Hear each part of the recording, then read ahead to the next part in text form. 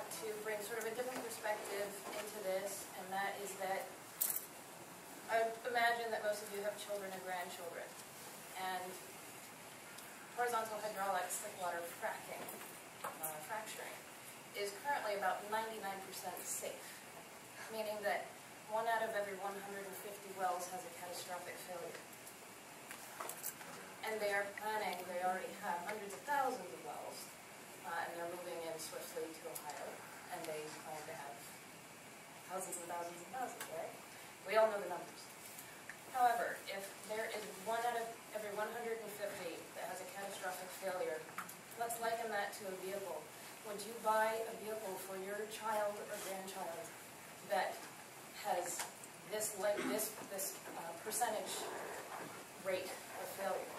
That 1 out of every 150 of those vehicles is likely to damage, if not be lethal to your child or grandchild.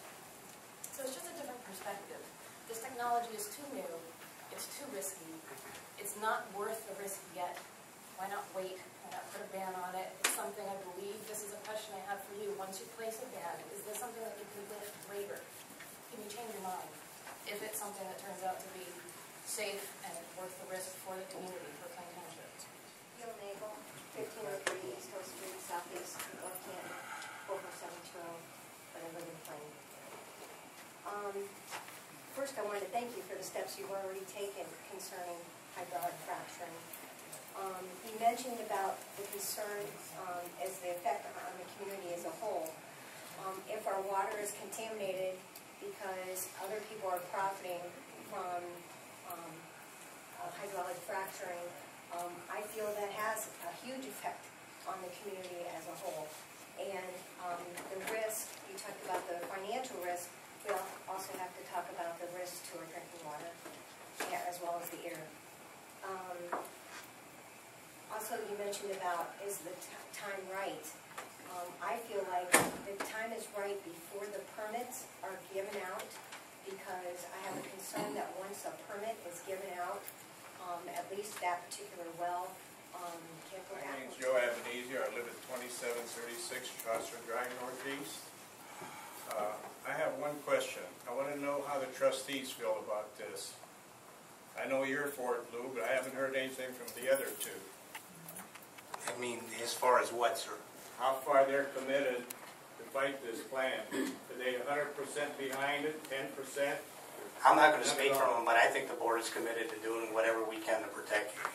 The other two is just as well committed as you are to it?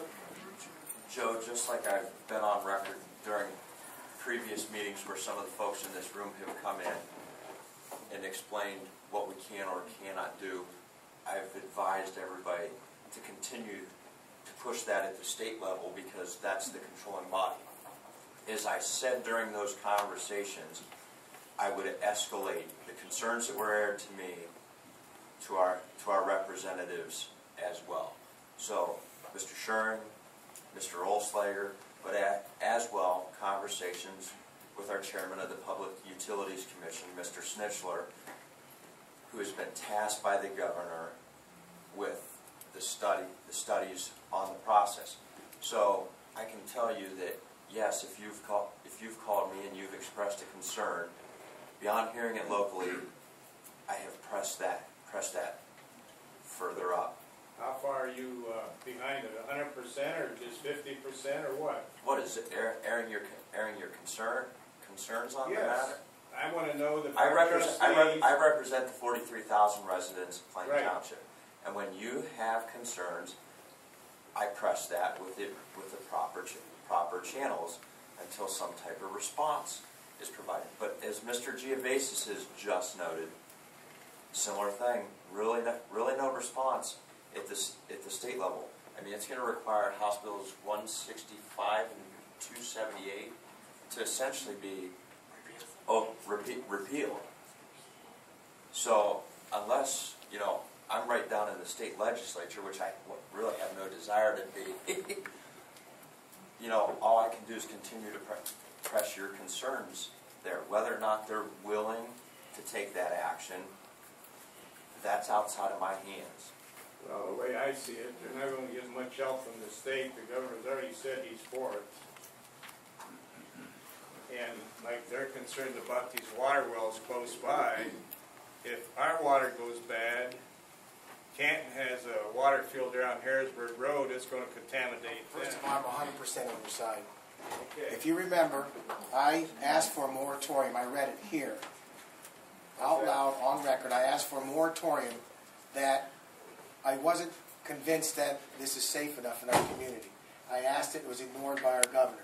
I asked also that they would raise the bond, because him and I have been burnt. Okay, it only takes one time for me. I've been burnt twice. Number one, I've watched our residents of Steiner Heights go without water because of a contamination problem. I witnessed it. We had to come up with, you, the taxpayers, almost $1 million to bring water back to them. It costs you, our taxpayers, to bring them water. That's just a small allotment. We did that for them. I also, when the quarry started, I got a phone call every other day on those trucks that were going past those residents' house. And they were flipping rocks in their yard. Dust, noise, dirt. And I thought we got that resolved. We got them to water down the trucks before they came on the road. I've had these calls. I've been burnt. So I am on our residents' side. Okay. We passed that resolution 2 weeks ago.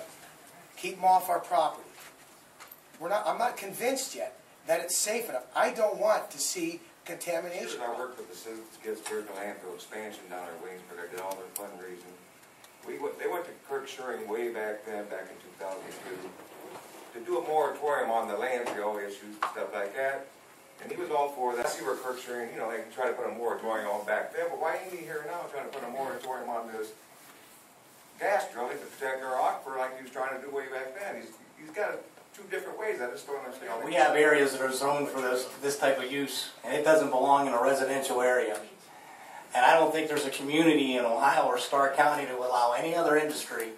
And this used the cement factory up here on Mount Pleasant and Middle Branch.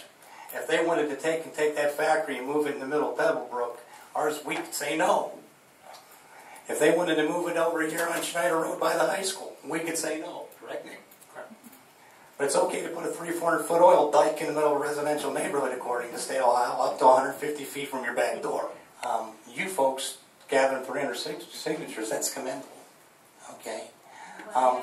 But you know, the situation that you're in right now, this is possibly going to affect your neighborhood. Most likely, they're looking at putting one over there. Other sides of the township, people think this isn't going to affect. That's the sad part, because it's going to affect everybody once it starts.